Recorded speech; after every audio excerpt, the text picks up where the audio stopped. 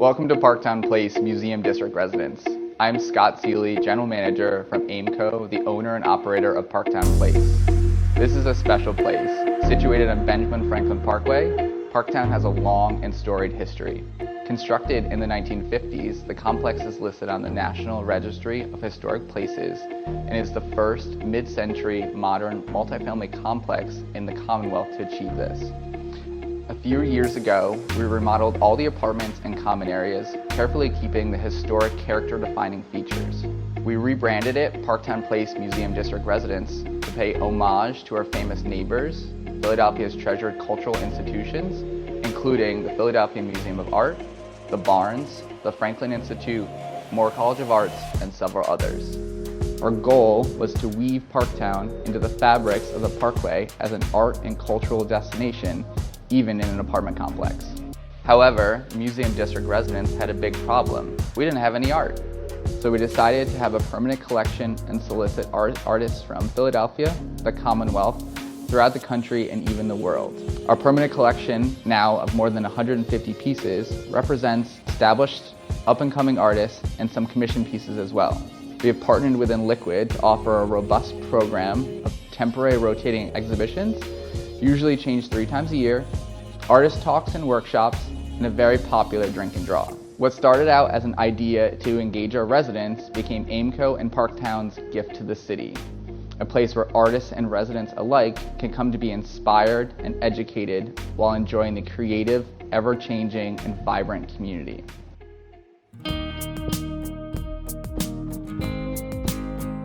My name is Leah Macdonald, and I am an artist, photographer, and art educator.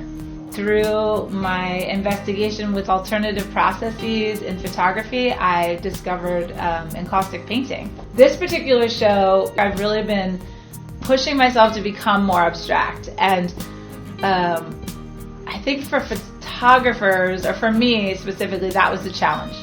And in a way, I've always wanted my work to blur the lines between real and unreal, and reality and fantasy. Alchemy has always been such an important part of my work. It was the magic I was really interested in, the unknowns, the surprises.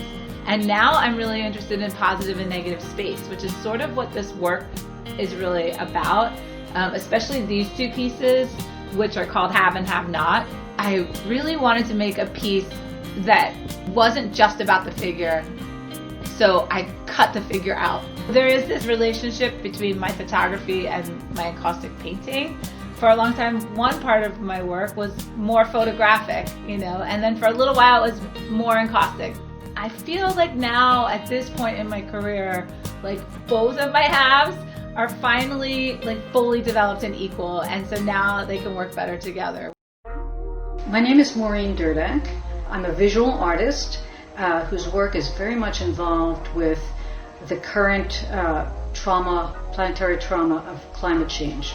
My work currently is very much situated within a very deep old tradition, the very rare metal practice of repoussé, the art of taking sheet metal and creating a 3-dimensional form from 2-dimensional metal. I was very fortunate to have become introduced to this art practice many years ago on a trip to the Himalayan country of Nepal in 2005, and I have carried forward a connection with a very vibrant art community over there and a family of masters with whom I continue to work. The work that I'm doing right now, the subject matter takes its name from global warming, Ardens Mundi, Latin for burning worlds.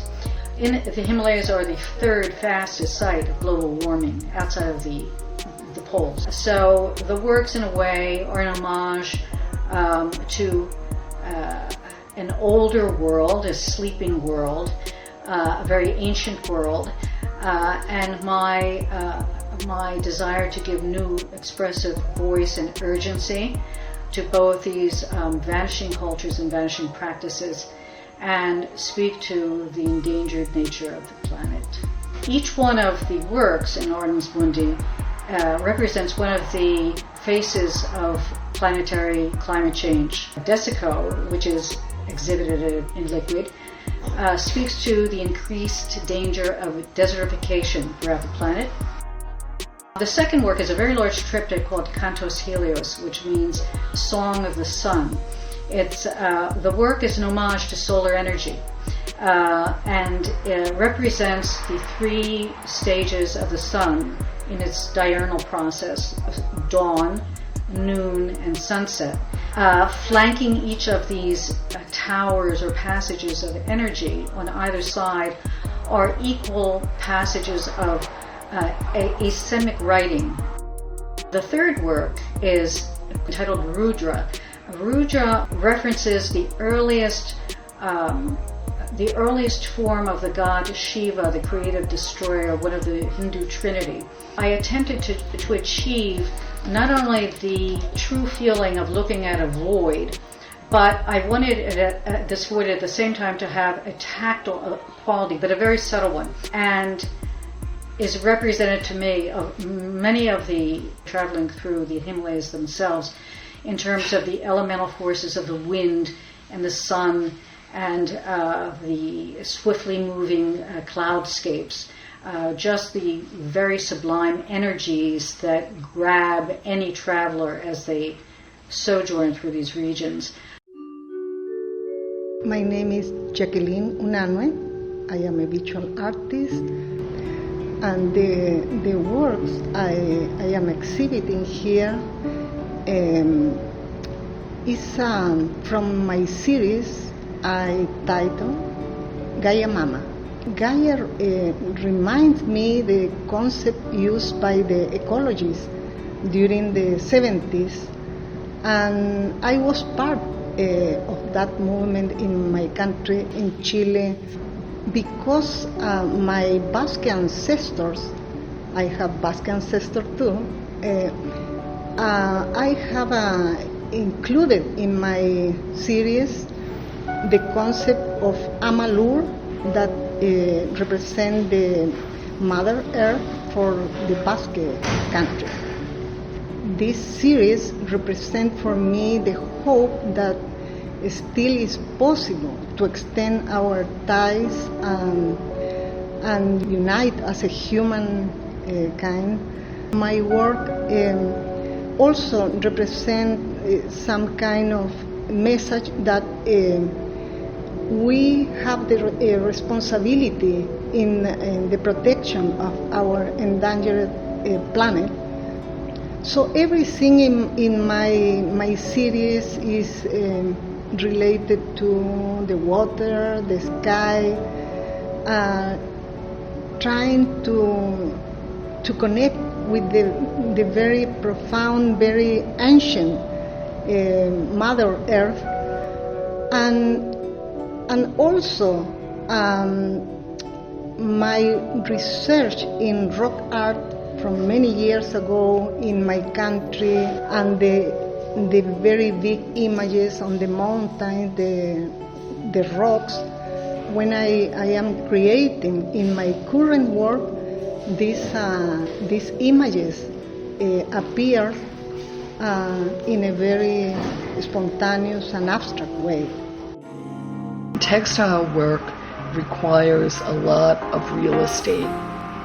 I had a very exciting opportunity when I retired, and that was to have this studio. The space allowed me the opportunity to make something big. The kimono type piece was a backdrop for my daughter's wedding. There was a necessity there to build something, to make something that would hold that space. The forest occurred because I let the dye drip. So these drips are occurring, and it was trees. There was just no way I could not see that. My original vision was driving up to visit friends in New Jersey after a snowstorm, and it got warm, and this fog was coming up off all those trees. I loved colors since I was a little girl. In fact, I even remember I, for the first time, saw a Ramsey and I saw the color. When I look at color, it's almost like I'm taking a vacation somewhere else.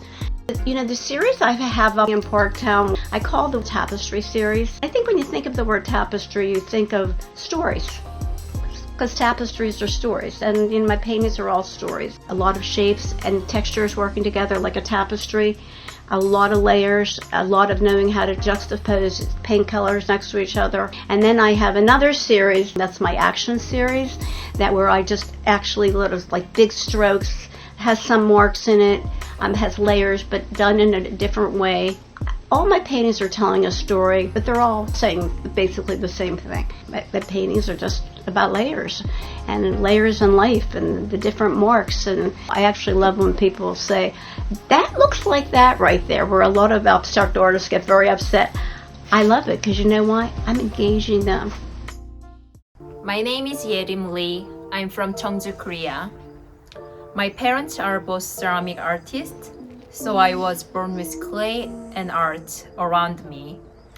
I came to the United States to pursue my study in art, and after graduate school, I was invited to be a resident at Philadelphia's clay studio. My series Monitor was done in collaboration with the Philadelphia Museum of Art and Clay Studio. In this project, artists chose a piece from the PMA collection and responded to in their own work. The piece I chose was a 19th century Chinese garden stool. I titled my work Monitor because traditional garden stool often featured incised symbols of wealth. My stools play off that iconography, but also reflect a more modern sense of overabundance with dripping glaze and bright colors, especially green, the American color of wealth. This also highlights my continued focus of cross-cultural conversation. In my sculptures, titled Folding In and Cross-Continental Flux, I articulate in clay and glaze a fusing of East and West, of the traditional ways of my culture and the bold experimentation of my adopted home. I don't only work in clay as a medium. I'm also very interested in fibers and weaving. My piece Fibrous was created during the first 4 months of the pandemic, when I was quarantined in my loft apartment and had a large empty physical and temporal space to fill. The fibers are built symbolically on broken picture frames and hand-woven in a time-consuming fashion. It is also a response to jogakbo, Korean patchwork. This was a tradition from Joseon Dynasty. The idea behind the patchwork was symbolic of times of scarcity, when women held the society up by patching together materials for survival. It speaks to the ingenuity and fortitude of women in Korean culture. Hi, I'm Rachel Zimmerman. I'm the artistic and founding director of InLiquid, which is a visual arts nonprofit based in Philadelphia. I am standing in the North Tower of Park Towne Place in front of the work of Jacqueline Unanue for our exhibit Poised and Forceful, which just opened in late August. This is a beautiful exhibit of 6 women artists curated by Claire Finan. Now that we're currently in our COVID crisis, it was really important to have something bright and colorful and impactful, but also that was very visible from the parkway, since not as many people are in and out of the towers. The most important part about these exhibits is the fact that we're really connecting Philadelphia artists with a population of 2,000 residents.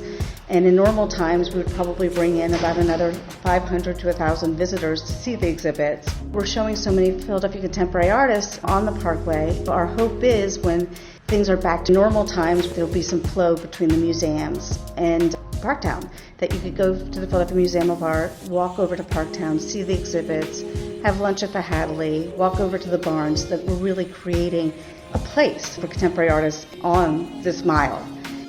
We've been working with Park Towne for, I guess, going on 7 years and exhibiting regularly for 5 years.